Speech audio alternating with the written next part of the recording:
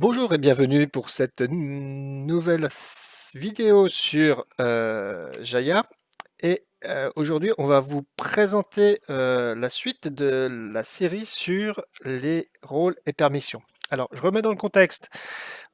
Christophe Debauche avait traité le sujet avec sa série principalement orientée sortie de la boîte, avec sa 4e vidéo sur la sécurité et les rôles. Donc c'était une vidéo assez longue et ça présentait tout ce qui sort de la boîte dans Jaya, donc les rôles permissions, les traducteurs, les rôles de site, etc.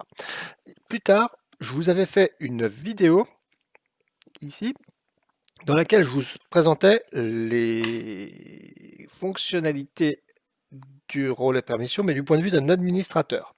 Aujourd'hui, on va se mettre dans la peau du développeur et on va regarder comment on utilise les rôles et les permissions quand on est développeur pour donner aux utilisateurs des solutions.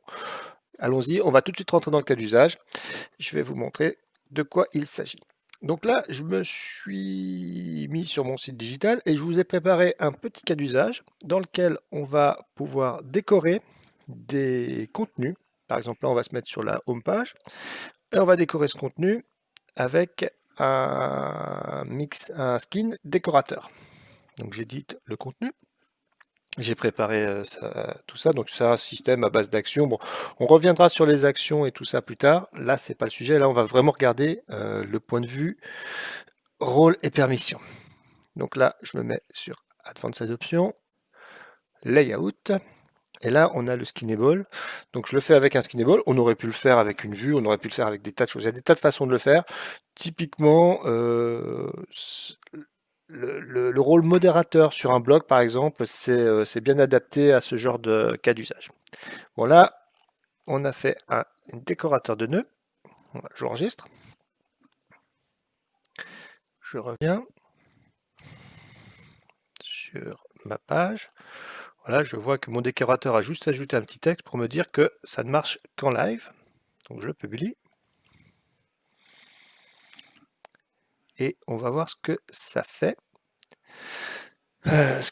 Donc là, je vais passer.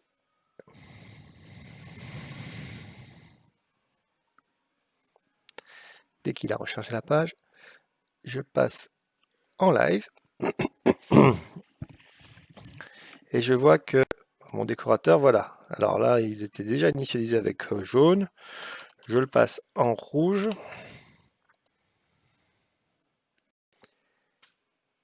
Et voilà, il passe en rouge. Donc, ça permet, c'est juste un petit cas d'usage très très simple qui vous donne la possibilité, quand vous êtes un utilisateur en live, de changer la couleur de fond de n'importe quel contenu. Alors, il se trouve que cette fonction-là, on va pas la laisser à tout le monde, parce que regardez ce qui se passe si je viens en navigation privée. Je prends ma home.